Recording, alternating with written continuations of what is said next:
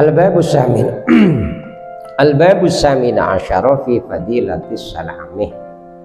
Bab ke-18 tentang keutamaan salam. Jadi mengucapkan salam, jadi yang sehari-hari kita lakukan mesti kita itu tahu dasarnya ya. Jadi alangkah lebih baiknya apa yang kita lakukan itu kita tahu dasarnya. Jadi mengapa kita itu ngaji pakai kitab? Ini berbeda dengan mungkin dengan pengajian yang lain, dengan ceramah. Jadi kita pakai kitab itu biar tahu dasarnya ya. Jadi kita pengambilannya dari kitab apa, kitab pokok apa yang kita pakai. Pertama, yang kedua yang kita bacakan, kita ucapkan itu adalah dawuhnya baginda Rasul. Jadi hadis atau perkataan baginda Rasul. Jadi kita tabarrukan, ngambil barokah, ngambil berkah dari dawuhnya baginda Rasul. Karena seutama-utama ucapan setelah Al-Quran itu adalah hadis baginda Rasul. Qala Sayyidi Syekh Abdul Qadir Al-Jilani. Jadi Syekh Abdul Qadir Al-Jilani berkata begini, al-ibtida'u bis salami sunnatun. Jadi memulai dengan salam itu adalah sunnah. Jadi dikatakan sunnah itu adalah perilaku baginda Rasul, ucapan baginda Rasul, kemudian ketetapan baginda Rasul, itu dikatakan sunnah. Waradduhu akidun min ibtidaihi. Memulai dengan salam itu sunnah, sedangkan menjawab salam akidun min ibtidaihi, lebih dikukuhkan daripada memulainya. Maksudnya bagaimana? Orang itu kalau mulai salam itu sunnah, tapi menjawab salam itu lebih dikukuhkan, wajib salam itu dijawab. Wa huwa mukhayyirun fi sighatihi imma ayyadkhulal alif wal lam fa yaqulu assalamu alaikum warahmatullahi wabarakatuh au yahdifuhuma fa yaqulu assalamun alaikum warahmatullahi wabarakatuh. Jadi orang itu kalau melihat bentuk sigot lafaz salam itu boleh memilih. Jadi bisa menggunakan alif lam, menggunakan assalamualaikum warahmatullahi wabarakatuh, menggunakan assalamualaikum. Boleh saja tidak menggunakan alif lam, langsung salamun alaikum warahmatullahi wabarakatuh. Lah keterangan setelah ini, alangkah lebih baiknya kalau ditambah setelah wabarakatuh itu maghfiratuhu wa ridwanuhu. Jadi kalau orang mengucapkan salam assalamualaikum, maka jawablah dengan yang lebih baik, waalaikumsalam warahmatullah. Kalau orang mengucapkan assalamualaikum warahmatullah, kita tambah waalaikumsalam warahmatullahi wabarakatuh. Kalau orang mengucapkan assalamualaikum warahmatullahi wabarakatuh, kita tambah waalaikumsalam warahmatullahi wabarakatuh wa maghfiratuhu. Kalau orang mengucapkan assalamualaikum warahmatullahi wabarakatuh wa maghfiratuhu, ditambah waalaikumsalam warahmatullahi wabarakatuh wa maghfiratuhu wa ridwanuhu. Jadi panjang Pak ya, panjang. Nah, tapi tidak apa-apa, yang penting kan tahu dasarnya itu, di sini ada dasarnya. Wala yazidu ala dzalika wa sunnatu ay yusallimal mashi alal jalizi. Ada keterangan wala yazidu ala dzalika. Jadi tidak boleh menambah wa barakatuh. Itu di awal. Maka di pertengahan nanti penjelasan tadi yang sudah saya jelaskan. Wa sunnatu ay yusallimal mashi alal jalisi war raqibu alal mashi. Jadi sunnahnya yang diajarkan oleh baginda Rasul itu adalah yang lebih baik itu mengucapkan salam orang yang berjalan terhadap orang yang duduk, orang yang mengendarai terhadap orang yang berjalan. Umpama orang duduk-duduk, yang datang berjalan, maka sunnahnya itu yang bagus itu adalah yang berjalan itu ucapkan salam. Naik motor dengan berjalan kaki, maka sunnahnya itu yang pakai motor yang mengucapkan salam kepada berjalan kaki. Wa salamul wahidi minal jama'ati ala ghairihim yajzi'u. Salamnya satu orang dari jamaah itu mencukupi atas lainnya. Umpama ada orang rombongan 3 orang, 5 orang, 10 atau lebih, maka yang mengucapkan salam satu ya. Jangan semuanya mengucap assalamualaikum, satu saja. Jadi mencukupi. Begitu. Wa kadzalika raddul wahidi minal jama'ati yajzi'u. Begitu juga jawaban satu orang dari jamaah itu juga mencukupi. Contoh begini, ini kan banyak nih, tahu-tahu ada orang datang, kata mereka assalamualaikum, maka wajib menjawab salam. Satu orang saja sudah mencukupi dari jamaah itu, gitu Pak. Lah di antara juga keutamaan bismillah itu, kalau kita makan bareng nih, ngumpul, umpamanya makan bareng-bareng. Kalau nanti ada makan, kita makan, kalau enggak kita balik. Umpamanya rombongan makan begini, satu orang baca bismillah itu sudah mencukupi jamaah. Yang lain tidak baca basmalah cukup, asalkan masih dalam kelompok rombongan. Itu tentang bismillah.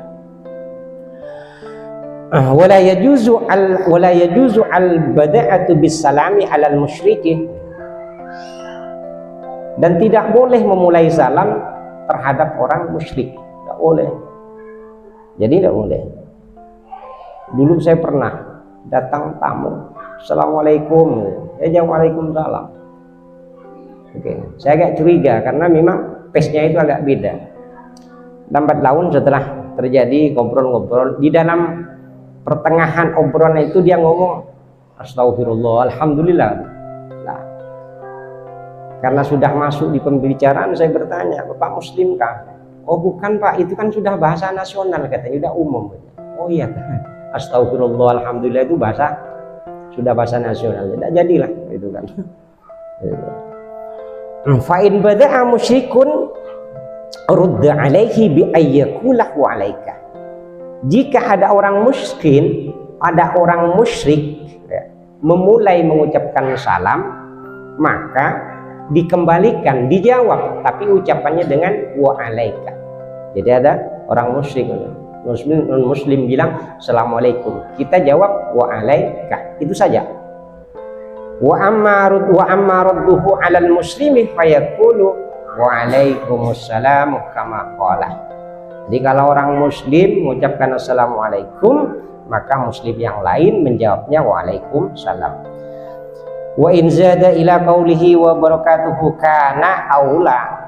Jadi kalau mengucapkan salam itu menggunakan wa barakatuhu, itu lebih utama. Assalamualaikum warahmatullahi wabarakatuh. Kana aula, itu lebih utama. Jadi jangan cuma assalamualaikum. Kadangkala itu orang itu saking keburunya assalamualaikum salam katanya, itu istri saya, mana istri saya ada enggak, itu sering itu. Nah, jadi udah singgung-singgung, tak biasanya itu tak apa namanya, nah, ini disebut assalamualaikum salam katanya, saking keburunya itu. Enggak boleh, harus dijawab sempurna. Wa in qala muslimun li muslimin salamun lam yujibhu. Jika ada seorang muslim terhadap muslim lain yang mengucapkan salamun gitu, salam gitu, lam yujibhu, jangan dijawab, nggak usah dijawab. Kadang kan kalau WA itu kan cukup ASS, apa lagi? Apa ASS maksudnya assalamualaikum WR WB gitu kan. Bapak jawab juga nah. Apa jawab? WW ya begitu. Jangan dijawab waalaikumsalam tulisan bahasa Arab lagi, jangan.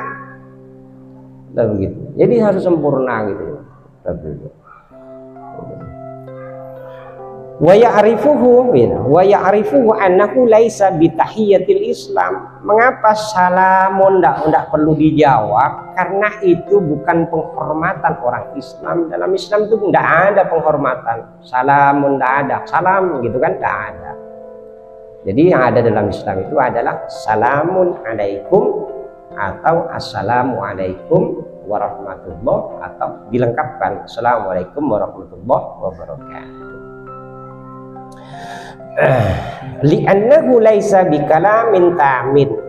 Kemudian juga kata salamun tidak perlu dijawab karena kata salam itu bukanlah ucapan yang sempurna, bukan dikatakan kalam tam. Wa yustahabbu lin-nisa'i assalamu ba'dahunna ala ba'din, wa yustahabbu lin-nisa'i assalamu ba'dahunna ala ba'din. Oleh wanita itu dianjurkan untuk mengucapkan salam kepada yang lain. Wa amma salamur rajuli 'alal mar'ati syabati fa makruhun. Adapun salamnya seorang laki-laki terhadap wanita muda, gadis, ya, gadis-gadis itu makruh. Yang gadis-gadis kayak baim, umpamanya laki-laki, ada cewek-cewek, assalamualaikum, itu ya salam tapi makruh gitu. Maka dikatakan fa makruh. Wa in kanat barzatan wala haraj. Kalaupun dijawab dan ada perempuan itu, tidak berdosa menjawab itu. Wa amma salamu ala sibyani fa mustahabun li'anna fihi ta'dibul adzabi lahum. Adapun salam kepada anak-anak itu dianjurkan karena salam yang diberikan kepada anak-anak itu merupakan bentuk pendidikan adab pada anak. Jadi mengajarkan anak. Jadi kalau anak kita masuk itu disuruh ucapkan salam, ya begitu. Wa kadzalika yustahabbu liman qama minal majlisi ay yusallima ala ahlihi. Begitu juga disunnahkan, dianjurkan bagi orang yang berdiri dari majlis, ya dari majlis, dia mengucapkan salam kepada ahli majlis. Jadi ada satu orang umpamanya keluar, ada orang keluar, maka mengucapkan salam dari ahli majlis itu. Wa kadzalika idza sallama ala rajulin wa kadzalika yusallimu alaihim wa kadzalika yusallimu alaihim idza ada ilaihim. Tadi kan mau berdiri dari majlis ucapkan salam, nanti balik lagi ucapkan salam. Tapi ada bahasan tentang ketika pembelajaran, ketika ada pengajian, ada salam. Dalam kitab Nurul-Nasi itu disebutkan tidak perlu dijawab. Kalau ada pengajian begini, ucapkan salam itu tidak perlu dijawab. Tidak perlu.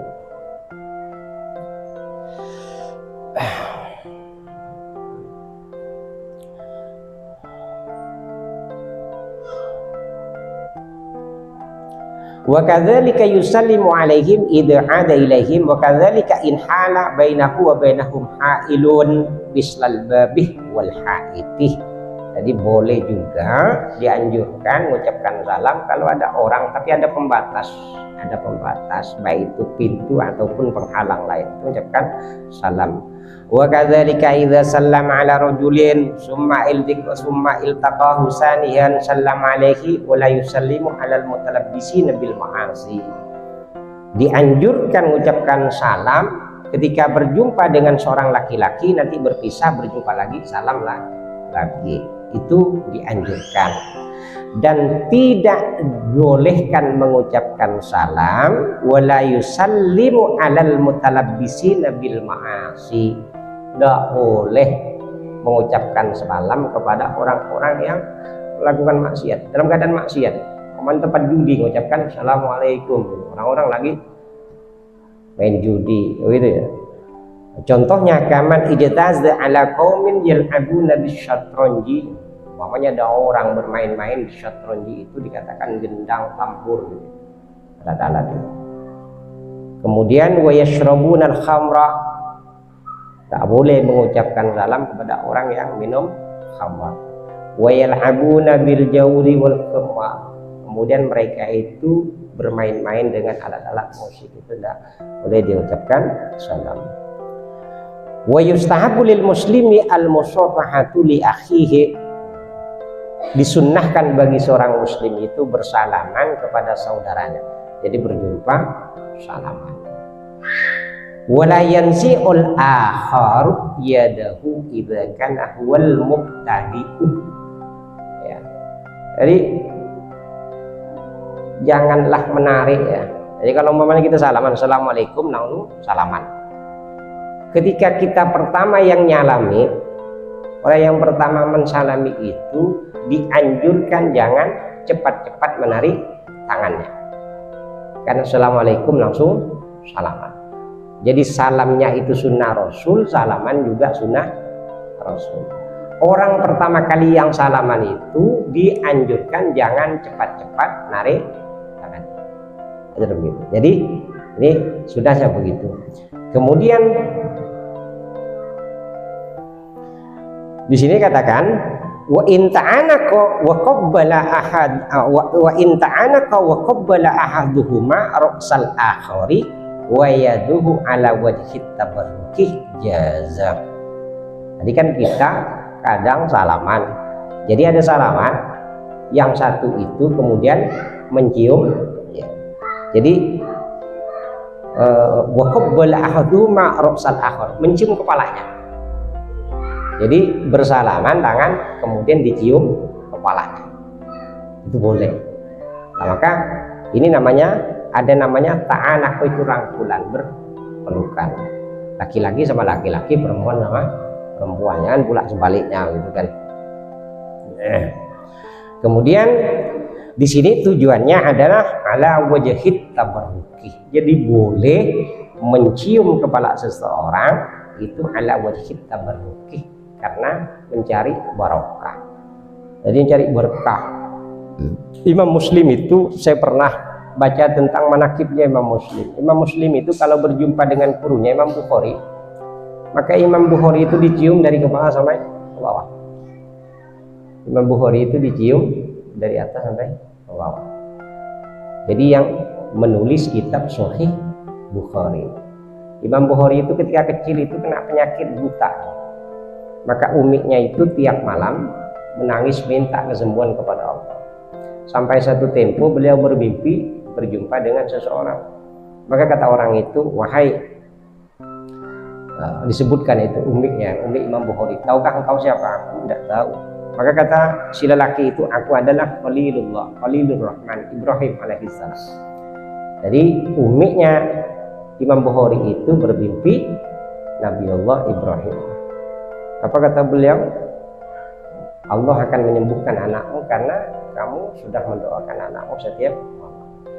Maka Imam Bukhari itu begitu besar karena diantaranya umiknya itu adalah wali.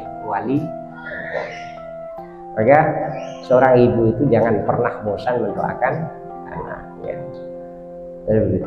Jadi Imam Bukhari itu sembuh. Kalau anak itu sering kena banyak musibah. Kalau sabar, insya Allah jadi orang besar. Ya tidak sabar, namanya tidak sabar ya. Maka kalau manakib para ulama itu ya begitu. Pasti masa kecilnya mengalami musibah luar biasa. Termasuk Imam Haddad itu, beliau itu kena buta, kena cacar, saking parah dahsyatnya cacar itu beliau dikatakan buta. Jadi yang ngarang Rotib itu buta, kena penyakit ya.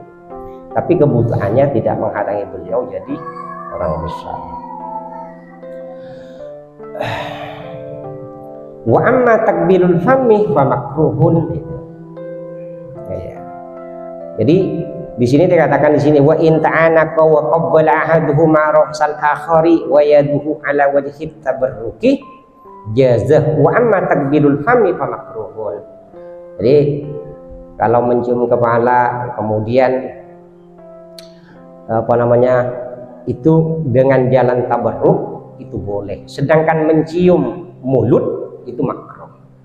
Jadi laki-laki sama laki-laki cium mulut tahu itu nah, boleh. Makruhun makruh.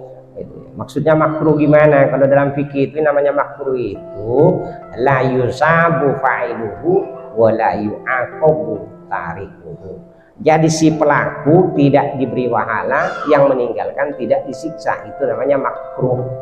Kalau begitu, itu makruh. Nah, makruh itu juga dikatakan sesuatu yang tidak dilakukan oleh baginda Rasul. Sunnah itu yang dilakukan oleh baginda Rasul. Qala Nabi sallallahu alaihi wasallam, assalamu qablal kalam. Kata baginda Rasul, salam itu sebelum berkata-kata. Jadi sebelum ucapan. Maka di sini dikatakan annal makna yundabus salamu qabla syuru' fil kalam. Disunnahkan, makna dari arti sabda baginda Rasul salam sebelum kalam adalah disunnahkan salam itu diucapkan sebelum memulai di dalam pembicaraan. Sebelum ngobrol, sebelum ngomong, salam dulu. Ya gitu. Li'annahu tahiyyatu hadhil ummati, karena sesungguhnya salam itu adalah penghormatan umat ini. Jadi penghormatan umat baginda Rasul itu adalah salam. Faida syara'al muqbil fil kalam fata mahalluhu. Jika di awal itu sudah dimulai dengan kata-kata pembicaraan lain sebelum salam, maka salam itu dikatakan fatah, habis, selesai sudah. Umpama kita ketemu ngobrol, setelah ngobrol 2-3 hal, maka kemudian assalamualaikum, sudah habis waktunya salam. Itu maksudnya.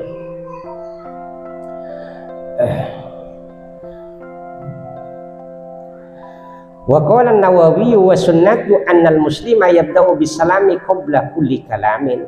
Kata Imam Nawawi itu yang sunnah, sesungguhnya seorang muslim itu hendaklah memulai salam sebelum memulai pembicaraan. Wa qala sallallahu alaihi wasallam man bada'a bil kalami qabla salam fala tajibuhu. Kata baginda Rasul, barang siapa yang memulai dengan ucapan sebelum salam, fala tujibuhu, maka janganlah kalian menjawabnya. Paham ya?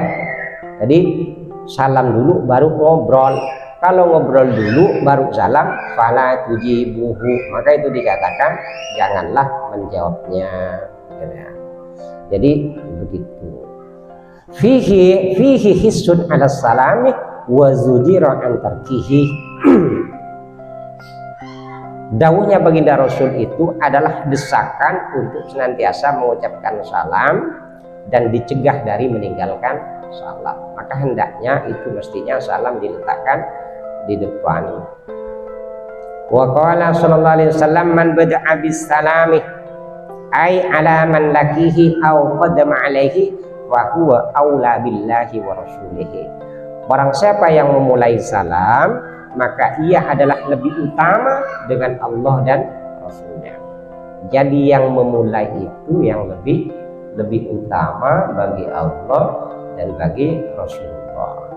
Qala al-Azizi yuhtamalu annal murad awla bi amanillah wa amani rasulih ay awla li ayyarudda alaihi min syai'in alaihi wa yu'minuhu li anna salama ma'nahu al-aman fayajibu ar-raddu wallahu a'lam.